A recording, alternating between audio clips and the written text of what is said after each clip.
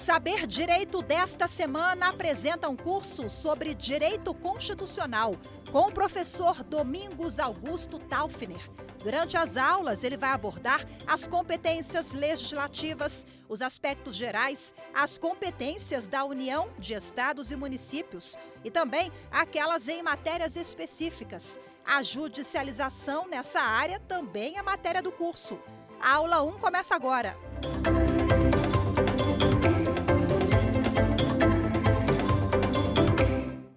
Olá, este é o programa Saber Direito da TV Justiça.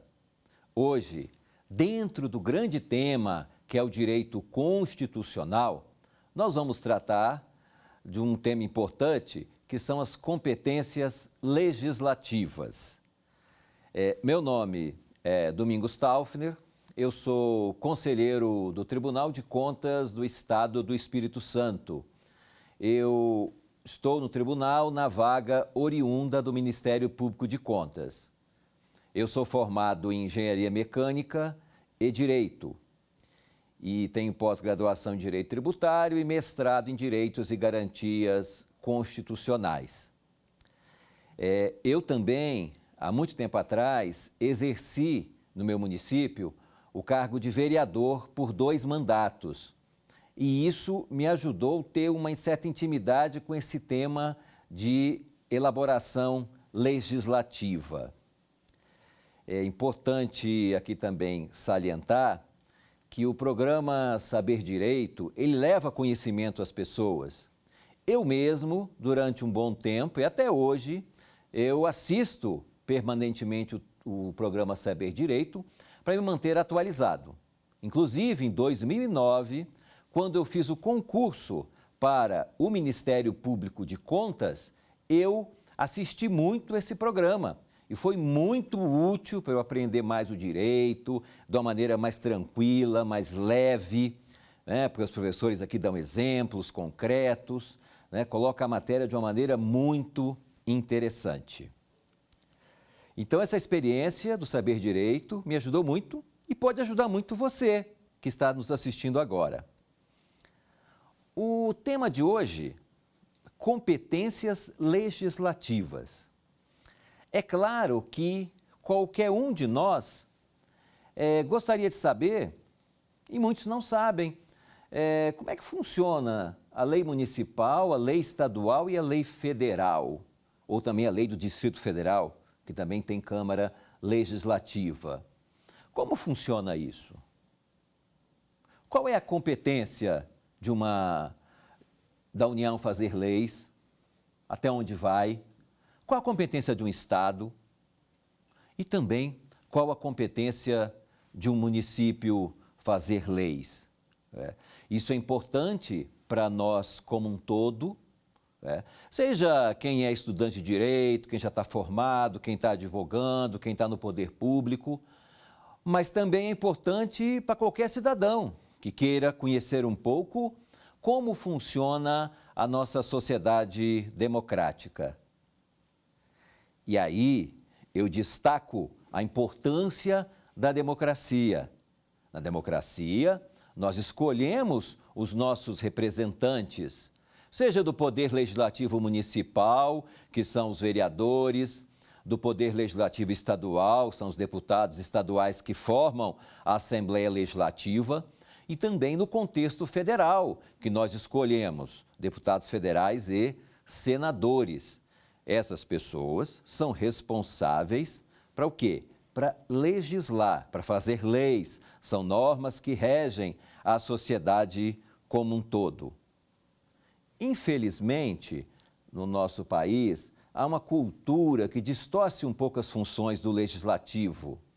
As pessoas pensam mais o legislativo como do deputado, vereador, fazer alguns favores, ou levar obras, ou melhorias, mas essa não é a função principal do parlamentar. A função principal do parlamentar é fazer leis, além de fiscalizar o executivo, é claro, que tem esse poder fiscalizatório, mas fazer leis é a função primordial. Então, ao escolher um parlamentar, seja vereador, deputado ou senador, importante que nós tenhamos em mente que nós estamos escolhendo alguém que vai elaborar leis. Esse é o ponto primordial. Vamos aqui tratar numa linguagem simples, que você possa entender sem todo o juridiquês. É claro que algumas questões aqui terão que ser levadas no plano mais jurídico, porque indiscutivelmente é o plano jurídico que nós estamos trabalhando. Mas essa linguagem simples é importante para que qualquer pessoa possa entender, acompanhar como funciona isso, né? Mas aí, por que esse tema? Esse tema eu escolhi analisando várias decisões antigas e recentes do Supremo Tribunal Federal.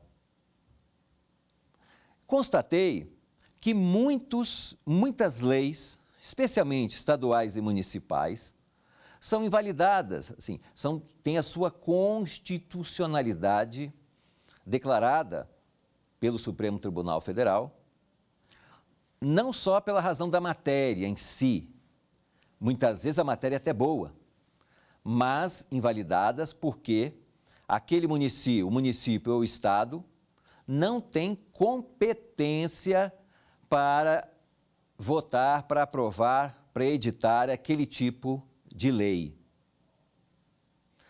Então, torna-se necessário, para que se dê maior segurança jurídica às pessoas. Por que eu falo é necessário dar segurança jurídica? É porque quando se edita uma lei por um município, um estado, e essa lei é editada sem a competência devida, primeiro ela vai gerar na população local, inicialmente, uma falsa ilusão de que se está conquistando uma melhoria para as pessoas, para a sociedade, mas essa melhoria não vai ocorrer, porque essa lei não vai ter valor. E o pior, vai movimentar de maneira indevida o poder judiciário. Porque alguém vai entrar com ação, vai abarrotar. O Poder Judiciário já tem muitas demandas e você acaba levando mais uma demanda para o Judiciário. Então, a nossa intenção aqui é esclarecer um pouco como funciona isso, até para tentar evitar que novas leis dessas sejam aprovadas. Tem situações que são claramente inconstitucionais. O Estado não pode fazer, nem o município pode fazer. E também tem situações que a própria União, o próprio Congresso pode fazer uma lei e invadir a competência municipal também. Existe em menor grau, mas também existe essa possibilidade. Por exemplo, de vez em quando, existe alguma assembleia, alguma Câmara, que no afã de melhorar a vida dos trabalhadores, ela vota lei no sentido de dar mais garantia aos trabalhadores como um todo, não só os servidores públicos. Porque em matéria de servidor público, aí sim, a União legisla sobre seus servidores, o Estado legisla sobre os seus servidores, e o município e o Distrito Federal também sobre os seus servidores. E tem competência plena para isso, é claro, respeitando os princípios constitucionais sempre. A Constituição, ela está no ápice do nosso ordenamento jurídico e ela tem que ser respeitada. Mas, então, muitos municípios ou estados querem legislar, por exemplo, sobre o direito do trabalho para os trabalhadores como um todo. Os trabalhadores, por exemplo, da iniciativa privada. Mas, nesse caso, está expresso na Constituição que direito do trabalho é competência privativa da União. Aqui foi apenas um pequeno exemplo para vocês. Nós, nesse curso, buscaremos, durante todas as aulas, explicitar melhor quais são as competências da União, as competências do Estado e as competências do município e também do Distrito Federal.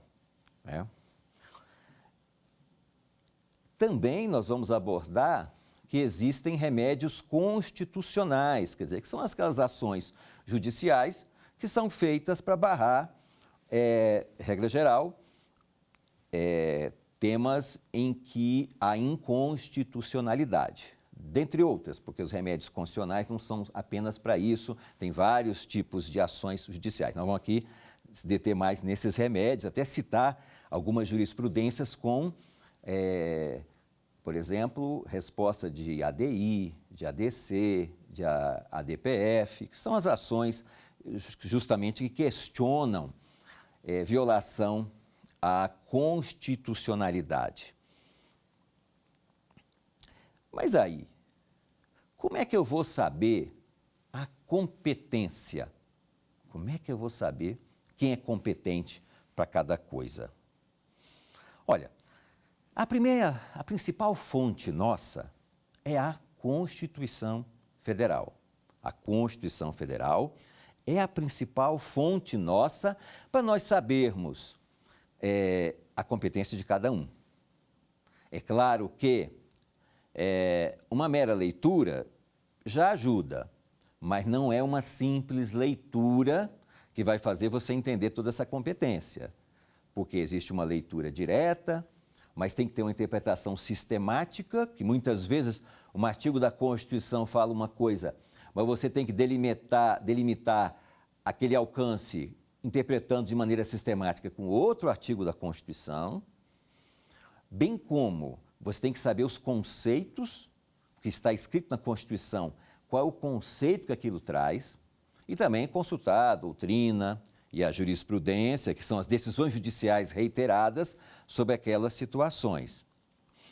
Mas aí, o primeiro passo nosso é nós entendermos como funciona a nossa estrutura de poder. Primeiro, existe uma estrutura mais verticalizada, que nós temos a União, os estados, o Distrito Federal e os municípios.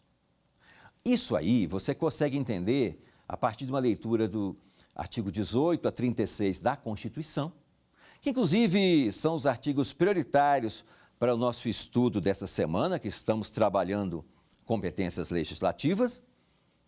Esse tema está dentro desses artigos. Então, para entender mais ou menos como é que funciona essa questão de competências verticalizadas, aí nós temos a União, Estados, Distrito Federal e municípios.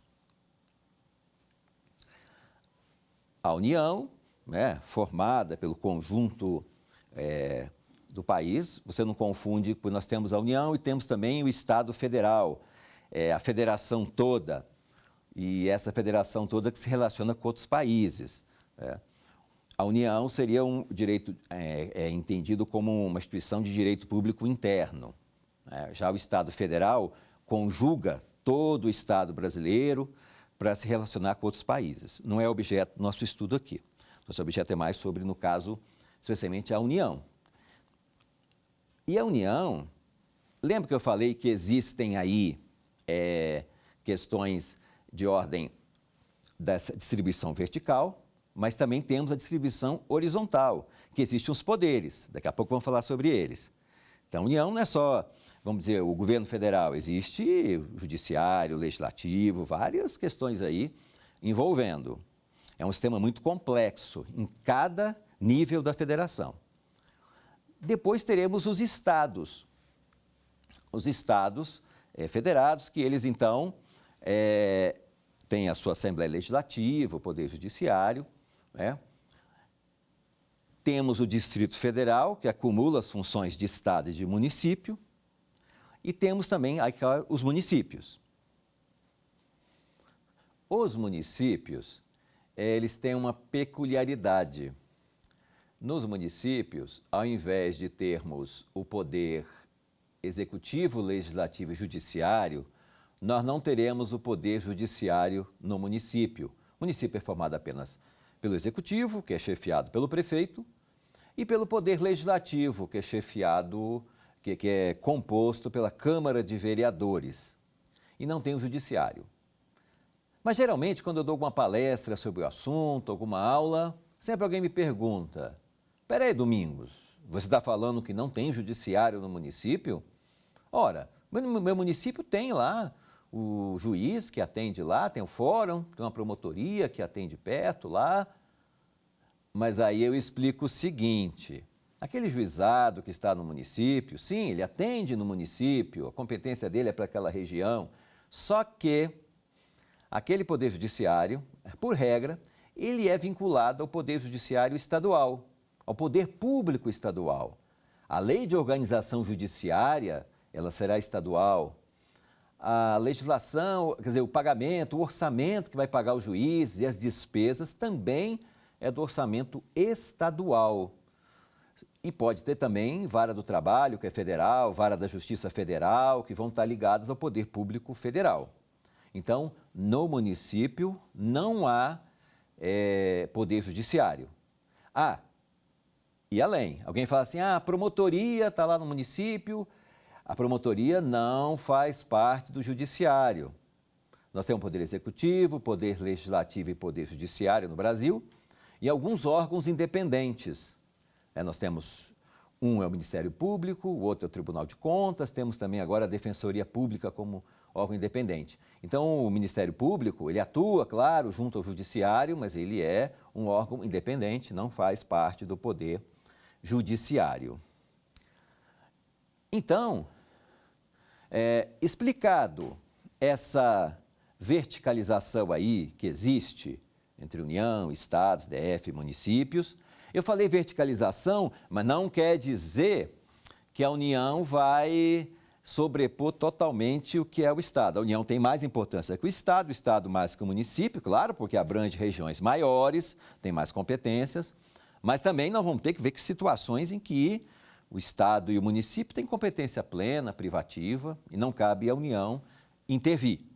Que o Brasil é um Estado federal, é uma federação. Então, cada Estado, cada município tem a sua autonomia. Não tem aquela soberania como tem a União Federal, como tem a Federação Brasileira, mas tem a sua autonomia. Então, isso é importante. E aí, eu falei então que nós temos essa divisão meio que vertical. Entretanto, nós também teremos uma divisão horizontal em cada nível desse, que são os poderes. Você já deve ter ouvido falar muito de tripartição de poderes. Nós temos o poder executivo, o poder legislativo e o poder judiciário. Então, para entender como funciona a sociedade, para entender como funciona a sociedade democrática, é importante entender a função de cada um desses poderes. Basicamente, nós temos três funções: a função administrativa, a função legislativa e a função judicial. A administrativa, como o próprio nome diz, de administrar, de fiscalizar, de ter arrecadar os tributos, fazer concurso público, comprar produtos, construir obras, tudo isso é função administrativa. Temos a função legislativa, que é o grande objeto do estudo dessa semana, e essa função legislativa é a função justamente de fazer leis. O que é uma lei? Em sentido amplo, qualquer regramento seria uma lei. Até o Estatuto do Condomínio é a lei entre aqueles condôminos. Mas no sentido estrito, lei que vai ter eficácia contra todos naquele território, ela é um instrumento votado pelo poder legislativo. Então, a função legislativa é a função de normatizar. E temos também a função judicial. Mas o que seria, então, a função judicial? É a função de julgar. Com base na lei, ela vai verificar e vai, de certa forma, dirimir os conflitos a partir da interpretação da lei. Conflitos que pode dar entre particulares e o poder público, e também entre órgãos do poder público. Vocês podem ver notícias que de vez em quando algum estado entra contra a União por causa de uma cobrança indevida, alguma dívida, ou estado contra município, estado contra estado, município contra município. Então, o judiciário, então, julga. Diante disso, nós teremos, então, o executivo com a função administrativa, o legislativo com a função legislativa e o judiciário com a função judicial. Mas eu pergunto, será que cada poder desse exerce somente essas funções? Ou um poder pode exercer uma função de outro? Porque, por exemplo, olha bem, a Câmara de Vereadores, ela é ou o Congresso ou a Assembleia Legislativa, poder legislativo. Mas o presidente da Câmara, ou da Assembleia, ele tem que contratar servidores por concurso público, tem que fazer licitações, tem que cumprir o orçamento. Então, naquele momento, ele exerce função administrativa. A Câmara também, o Legislativo, em alguns momentos, ele julga o prefeito, né? Uma das situações é quando o Tribunal de Contas emite um parecer prévio, o Legislativo, então, vai julgar as contas do chefe do Poder Executivo. Então, ela está julgando. Mas será, então, que a Câmara julgá-la seria Poder Judiciário? Vamos ver, então, o Poder Executivo. O Poder Executivo, ele administra, mas ele também legisla. Por quê? O Poder Executivo, o prefeito, ele tem iniciativa de projeto de lei. Inclusive, por exemplo, em matéria orçamentária ou de aumento de remuneração dos servidores, o Poder Executivo, inclusive, a iniciativa é privativa dele. A Câmara, o Legislativo, não pode iniciar aquele projeto de lei. O Executivo também legisla. E também o Executivo é responsável por vetar ou por sancionar as leis, os projetos de leis que o Legislativo aprova. Então, confundiria um pouco essas funções?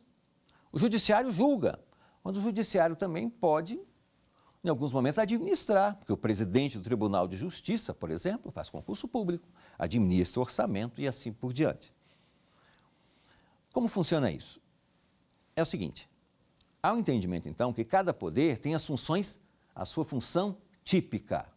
Aí, a função típica do Executivo é administrar, executar.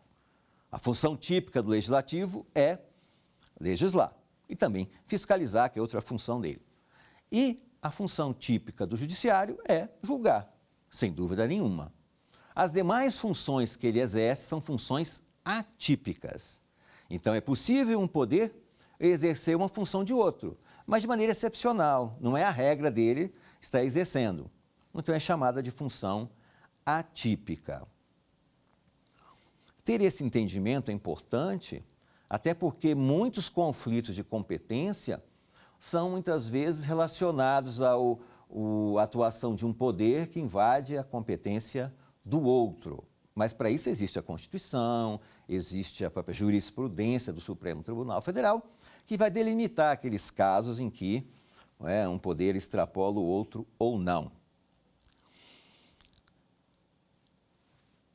Mas agora, nós então, sabendo um pouco dessas competências de cada poder, e saber inclusive que na questão legislativa o Executivo também participa, porque ele inicia projetos de lei e ele pode sancionar ou vetar, exceto no caso quando é uma emenda constitucional. Quando é uma emenda constitucional, aí o Legislativo vota, aprova, promulga, seja no âmbito federal, estadual ou mesmo na lei orgânica dos municípios. Mas a regra é que o Executivo participa do processo legislativo. Depois, então, nós vamos aqui também, hoje, já ver algumas técnicas de como nós vamos definir a competência de um poder e do outro. Então, precisamos saber, quer dizer, o poder municipal, estadual e federal, qual é a competência de cada um no âmbito legislativo. Mas será que isso basta? Apenas sabendo a competência já resolve a situação? Não, tem muito mais coisa aí e que demandaria outros estudos. O interessante do estudo de direito, igual vocês vão ver essa semana, especialmente o direito constitucional, eles nos leva a outros temas.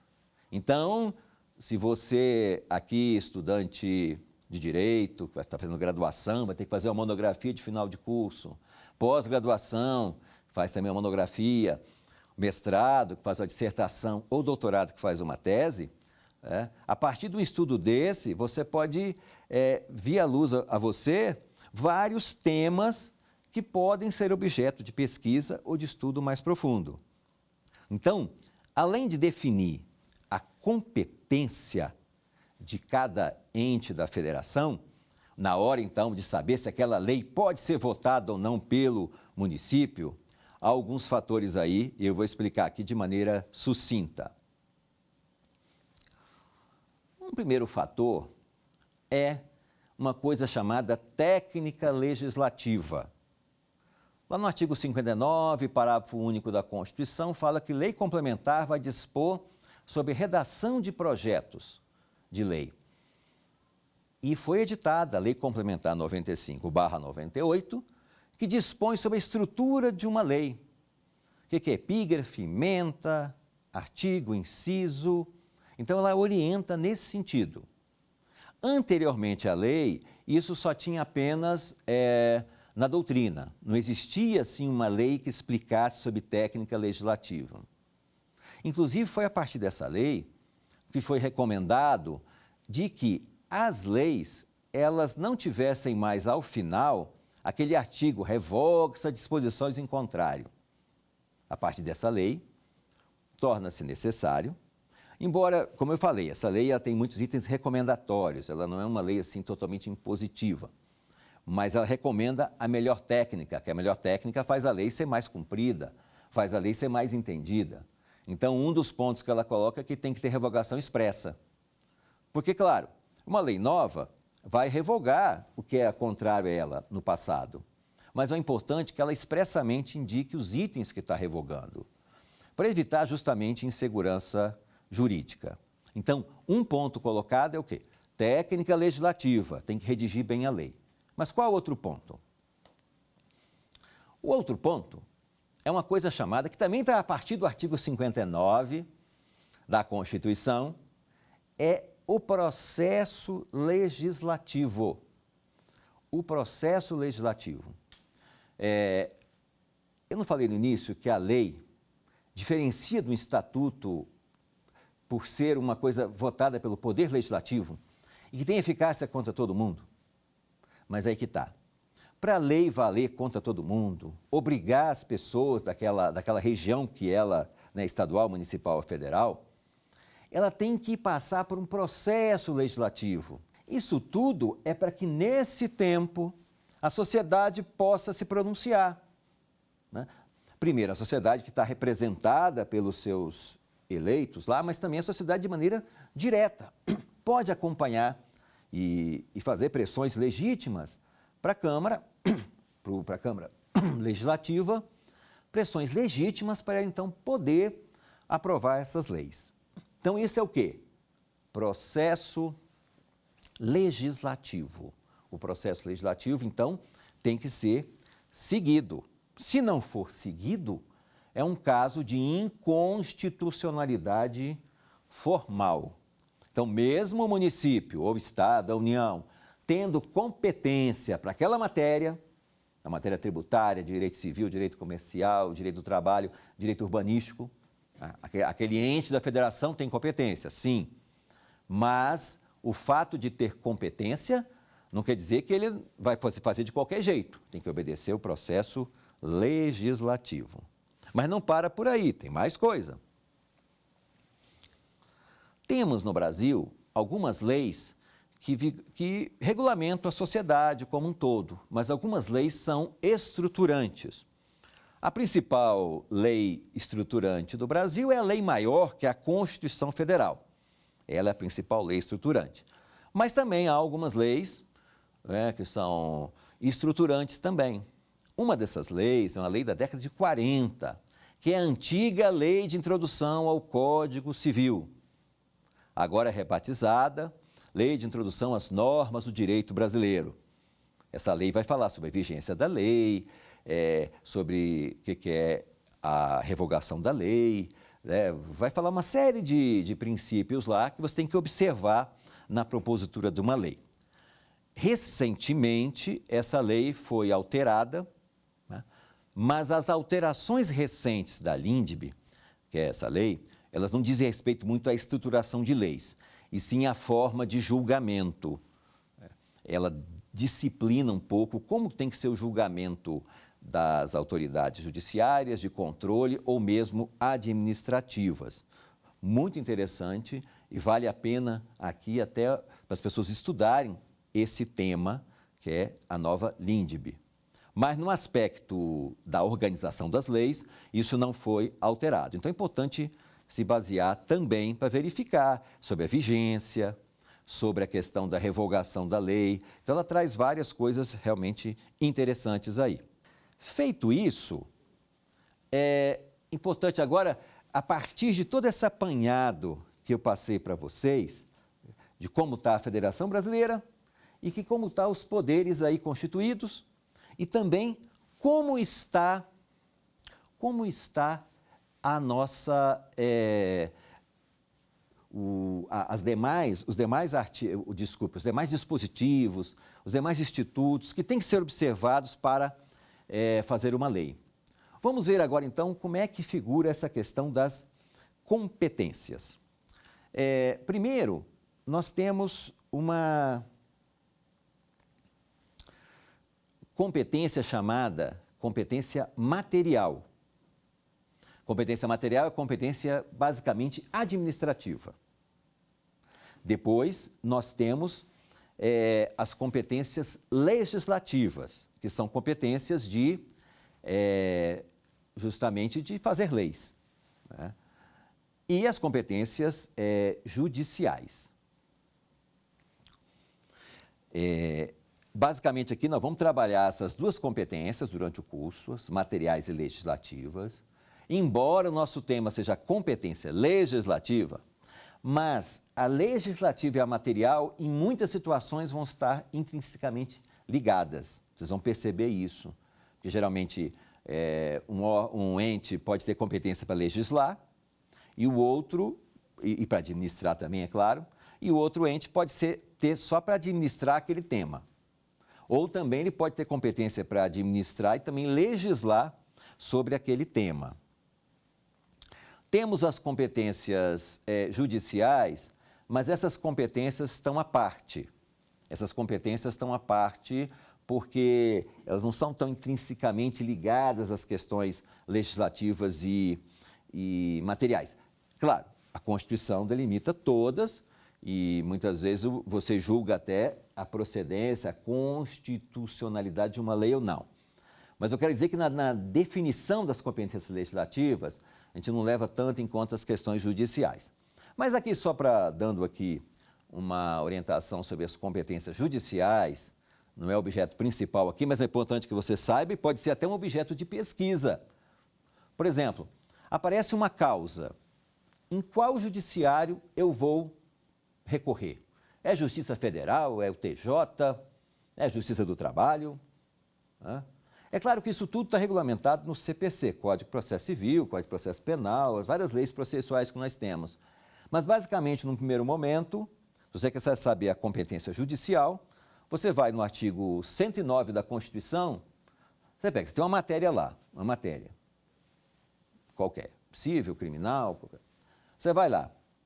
No artigo 109 diz as competências da Justiça Federal. Se aquela matéria que você está querendo entrar com o processo judicial não está lá, aí você pula, vai ver. Na própria Constituição, essa matéria é direito do trabalho, que é o artigo 114, essa matéria é do 121, que é a Justiça Eleitoral? Não é. Essa matéria é do 124, que é competência da Justiça Militar? Não é. Não sendo competência de nenhum desses, será competência da Justiça Estadual. grande parte das ações vão para a Justiça Estadual, né? Porque na medida que a Justiça Federal, do Trabalho e Eleitoral, elas têm competências muito específicas. Mas isso é assunto para outro tipo de aula, né? Envolvendo mais processo, mas também com a fonte principal na Constituição nossa. E agora, então, vamos ver como se dá a repartição de competências legislativas, né? Como é que é feito isso? Legislativas e também um pouco de material, como eu falei com vocês, que as duas acabam sendo intrinsecamente relacionadas. Quer dizer, como é que eu fico sabendo se a competência é da União, dos estados, ou dos municípios, ou do Distrito Federal? Um primeiro passo é o seguinte, existe a competência horizontal, nessa repartição, quando a matéria é atribuída a um ou a outro. Então, quando a competência é privativa de um ente, esse ente está horizontalmente em relação ao outro. Por exemplo, se a matéria é competência federal, ela é da União. Se ela é competência privativa do Estado, é do Estado. Se é privativa do município, é do município.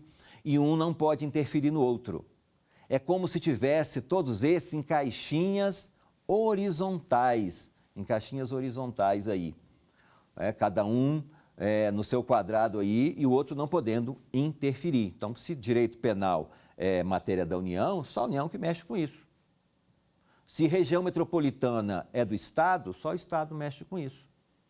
E se uma matéria de instituição de tributo municipal é matéria municipal, né? Ou, por exemplo, interesse local, por exemplo, só o município vai mexer com isso. Então, nessa parte aí seria horizontal. Já a vertical, a distribuição vertical de competência, é quando você tem competências concorrentes. Um ente, como o caso da União, faz a norma geral, os estados fazem as normas, e o IDF as normas específicas. Podendo, em alguns casos, também da competência concorrente, o município também fazer, não propriamente na competência concorrente, mas porque o município pode suplementar a legislação federal e estadual no que couber. Então, basicamente, no primeiro momento é isso. Você pode ter distribuição vertical ou horizontal de competências. Na vertical há uma certa hierarquia. Na horizontal, não. Cada um tem efetivamente a sua competência. E aí nós vamos ter também as competências exclusivas ou privativas. Competência privativa é aquela que é de um ente público, mas ele pode delegar. Então, as competências legislativas privativas da União podem ser delegadas por lei complementar. Já as competências exclusivas da União não podem ser delegadas. Nós teremos também competências enumeradas, aquelas que estão de maneira implícita ou explícita dentro do texto constitucional, né? E aquelas não enumeradas, quando diz que os conceitos são mais vagos, você não tem um conceito certo daquilo, então se diz que ela é não enumerada. E aí, qual o caminho para eu saber uma competência, agora pegando a Constituição, sendo que nas próximas aulas nós vamos adotar melhor isso? Primeiro, eu vou no artigo 21 da Constituição, lá estão as competências materiais exclusivas da União. Então, se lá tem uma competência, estados e municípios não vão atuar nisso, podem atuar até de maneira complementar, suplementar, mas muito apoiando para que aquilo seja cumprido. Mas a competência é da União. Depois eu vou no artigo 22. Lá tem as competências legislativas da União. É lá, por exemplo, que vai estar escrito que o direito do trabalho, o direito civil, direito comercial, empresarial, são competências privativas da União. Sendo que no parágrafo único desse artigo diz que podem ser delegadas por lei complementar. Isso, então, no artigo 22. O 21 são as competências materiais da União e 22, então, as competências legislativas da União. Já o 23 tem as competências comuns entre União, estados e municípios. Basicamente, competências materiais. No artigo 24, nós temos as competências concorrentes. São as competências que a União dita normas gerais e os estados e o DF ditam normas específicas. Então, aí estão as competências concorrentes. Depois que eu vejo essas competências todas aí, inclusive no 24, por exemplo, lá tem direito tributário, direito financeiro, que são matérias, orçamento, que são matérias que a União faz normas gerais e os estados e municípios, os estados fazem normas específicas. Em alguns casos excepcionais, os municípios também vão fazer normas específicas. Por exemplo, o caso do direito tributário. Tem a Constituição, quer dizer, o Brasil todo, municípios, estados, têm que obedecer à Constituição. Mas, em alguns casos, entre a Constituição e a lei local, existe uma norma geral. A matéria tributária é assim, que é uma matéria de competência concorrente. Tem a Constituição, mas teremos também o Código Tributário Nacional, que é uma norma geral que fica entre a Constituição e a lei local. Então, a lei do Estado que institui o ICMS tem que obedecer, além da Constituição, o CTN, e a lei municipal que institui o ISS, por exemplo, tem que obedecer à Constituição, mas também o CTN, que é competência concorrente. Visto o artigo 24, listando lá, vamos para o artigo 30. No artigo 30 tem as competências do município. E olha aqui que eu pulei o Estado. Fui na União, depois fui direto para o município, que é o 30. E por que eu pulei o Estado? Agora, então, eu vou para o artigo 25, que tem competências do Estado. E também o 125, que tem competências do Judiciário Estadual, que é a instituição da organização do Judiciário Estadual, é uma lei estadual. Aí, no 25, lá vai dizer que tem uma competência remanescente. Aquilo que não for vedado pela Constituição é a competência do Estado. Então, aquilo que não tiver na competência dos outros, o Estado pode assumir. Então, se aparece um ramo do direito novo, uma situação diferente, que não é competência privativa da União, nem é competência concorrente e nem é competência do município, será, então, competência dos estados. Então, será competência dos estados. Mas será que é simples assim? Não, não é, porque, como eu falei, é importante que nós façamos sempre a interpretação sistemática, a leitura de cada instituto aqui colocado. Temos também um detalhe, o Distrito Federal. O Distrito Federal vai acumular as competências dos estados e dos municípios. Apenas com uma pequena diferença, não é a soma total. Por quê? A organização judiciária e do Ministério Público do Distrito Federal é competência da União, privativa da União. Então, é uma diferença do Distrito Federal em relação, ele não é a soma exata dos dois. Sem contar também que, uma lei do Distrito Federal, ela pode ter um contexto de lei estadual ou de lei municipal. Então, a Câmara Distrital vai fazendo as leis. E algumas podem ter um conteúdo mais municipal e um conteúdo estadual. Regra geral, isso não vai fazer diferença. Mas tem um momento que isso vai fazer diferença no Distrito Federal. Nós vamos ver na última aula nossa sobre a ação de inconstitucionalidade, que muitas declarações aí de inconstitucionalidade vêm das ADIs. Uma ação direta de inconstitucionalidade, ela pode ser feita no Supremo, pode ser em face de lei ou ato normativo federal ou estadual. Então é isso, o Supremo ele não julga em ADI, em outras ações pode julgar, mas em ADI, que é uma ação mais rápida, uma ação mais usada, ele não julga lei municipal. E se a lei for do Distrito Federal, o Supremo pode julgar? A Constituição não diz muito claramente isso, mas a jurisprudência do Supremo é o seguinte: uma lei distrital pode ser objeto de ADI se ela for oriunda de competência estadual. Por exemplo, uma lei do ICMS no Distrito Federal, ela é uma lei tipicamente estadual, então pode ser objeto de controle por ADI. Já uma lei de ISS do DF não poderá ser objeto de ação direta de inconstitucionalidade.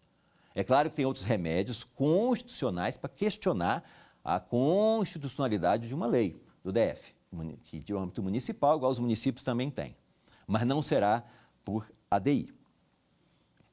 Então, o Distrito Federal tem essa aí particularidade de acumular tudo, menos em algumas situações aí que eu comentei. É claro que, como eu falei, parece simples, uma pequena leitura disso tudo que eu falei, indo esses artigos, já delimita grande parte das coisas. Mas vão surgir uma série de situações aí colocadas, porque sobre as leis que são feitas entre a Constituição e... Eu falei que existem as normas gerais, por exemplo, tem a Constituição, mas temos que consultar também, em muitos casos, as normas gerais. E as normas gerais seriam leis complementares todas? Lei complementar é maior que a lei ordinária? Não, não existe essa hierarquia de leis. A lei, ela vai exercer a sua competência de acordo com o que a Constituição falou. Então, uma norma geral pode ser objeto de lei ordinária ou de lei complementar. Isso depende do que a Constituição fala. O que é uma lei complementar? Alguém fala assim, a lei que complementa a Constituição. Mas as leis ordinárias também, elas, queira ou não, acabam complementando. Na realidade, a lei complementar, ela tem dois fatores que a diferenciam das leis ordinárias.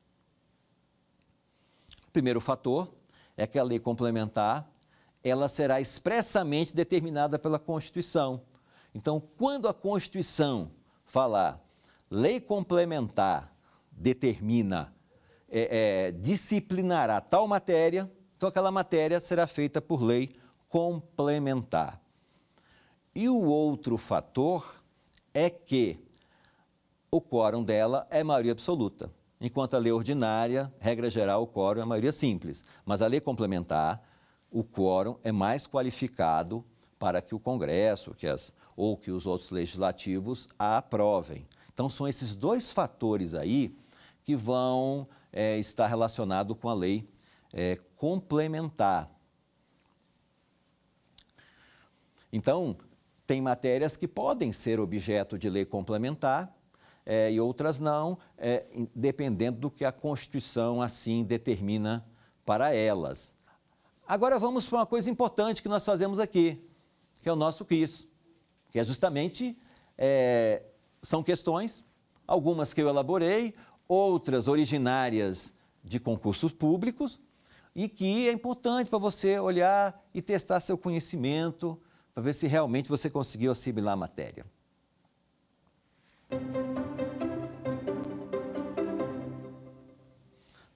Olha bem aqui, nossa primeira questão. Sobre a tripartição de poderes e as suas funções, assinale a questão incorreta. Olha bem um detalhe aqui, que numa questão de concurso, nem sempre eles pedem a correta. Eles podem pedir a incorreta. Nesse caso aqui, vão vir 3 questões que são resposta correta e uma incorreta. Primeiro, vou ler primeiro para depois vocês pensarem um pouquinho aí. O Poder Executivo pode exercer de maneira atípica a função legislativa? Letra B. O Ministério Público faz parte do Poder Judiciário? C. A função de administrar não é típica do Poder Legislativo? E item D. Quando o Poder Legislativo julga as contas do prefeito, ele está exercendo uma função atípica. Pensaram bem aí sobre essa questão? Qual será a resposta?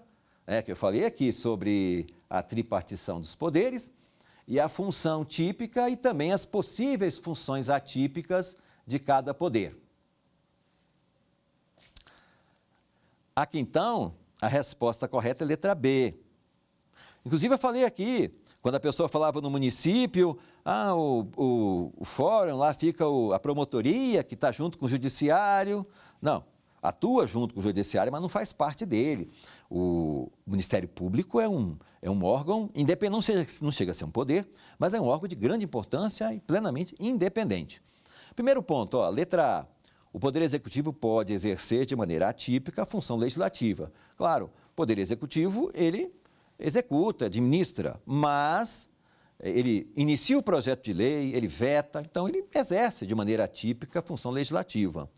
A letra C. A função de administrar não é típica do Legislativo. Claro que não. O poder que tem a função típica de administrar é o Poder Executivo. O Legislativo vai legislar e fiscaliza também. Então, administrar, eventualmente, ele pode exercer, mas não de maneira típica. E letra D.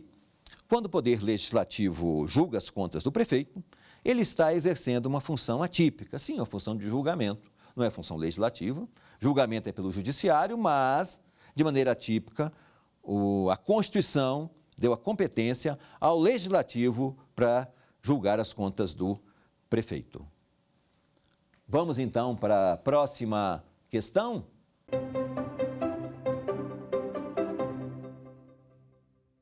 Sobre competências legislativas, assinale a questão correta. A. Uma lei federal é sempre hierarquicamente superior a uma lei estadual? B. A diferença entre competência privativa e exclusiva é que a primeira não pode ser delegada? C. A distribuição horizontal de competência ocorre somente no caso das competências comuns? E D. A competência concorrente é uma forma de distribuição vertical de competência.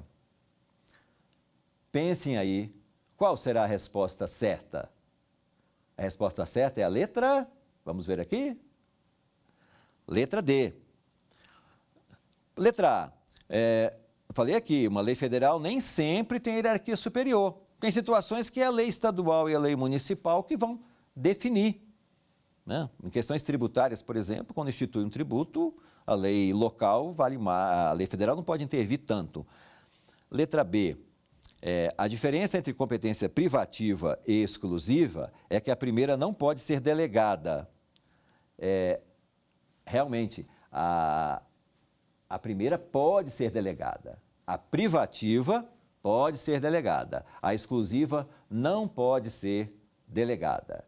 Vamos ver agora a questão C, a questão da distribuição horizontal de competência. Na realidade, a distribuição horizontal de competência, ela vai ocorrer nas competências privativas ou exclusivas. Cada um tem a sua competência e o outro não interfere, e não nas outras competências.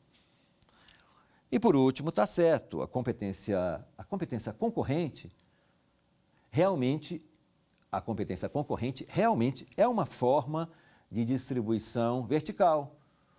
Porque, no caso do Brasil, a União faz normas gerais e os estados têm que respeitar aquelas normas gerais e fazer apenas aí as suas normas específicas. Agora vamos então à nossa terceira questão.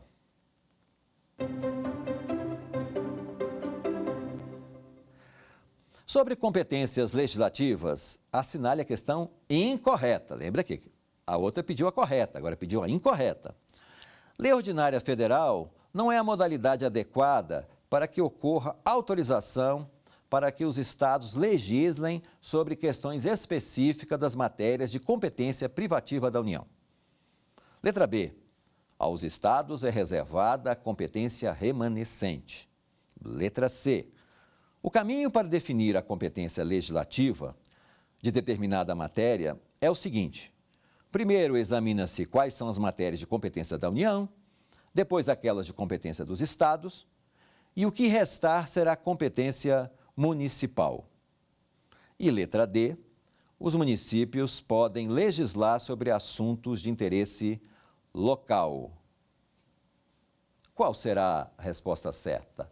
Pensem aí. Pensem aí, né? E vamos verificar então no quadro agora a resposta certa. Letra C, quer dizer, certa porque ela é incorreta aqui. É porque eu estou pedindo a questão incorreta. Por que que a primeira está certa? É porque fala que realmente é uma lei federal que vai delegar a competência privativa da União, mas lá exige lei complementar. Então, aqui no direito, nessas provas, os detalhes são importantíssimos. Lembre-se disso. Em cada questão aí, lembrar se uma lei exigida é uma lei ordinária ou uma lei complementar. Aqui, ó.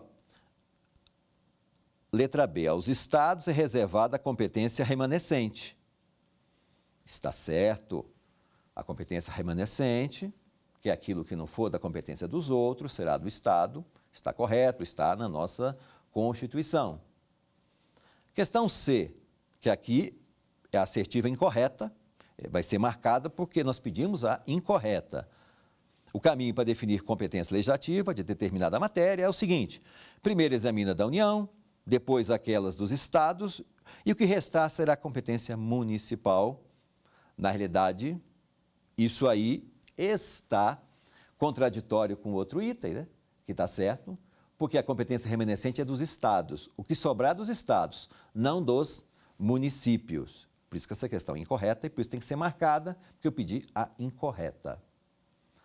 A última, os municípios podem legislar sobre assuntos de interesse local. Isso é a literalidade do artigo 31 da Constituição Federal. Chegamos ao fim dessa primeira aula. Programa Saber Direito, um programa que leva conhecimento, um programa da TV Justiça, que é do Supremo Tribunal Federal, e busca realmente levar ao conhecimento das pessoas o que a justiça no Brasil está fazendo. Hoje falamos um pouco sobre o início da aula, as considerações gerais sobre competência. Na próxima aula, falaremos sobre as competências da União. Aí vamos dar aqui de maneira mais detalhada cada item que a Constituição fala, o que cabe à União legislar. Muito obrigado pela atenção de vocês. Até a próxima aula. Quer dar alguma sugestão de tema para os cursos do Saber Direito? Então mande um e-mail para a gente, saberdireito@stf.jus.br. Você também pode estudar pela internet. Acesse o nosso site radioetvjustiça.jus.br ou pode rever as aulas no canal do YouTube, @Rádio e TV Justiça.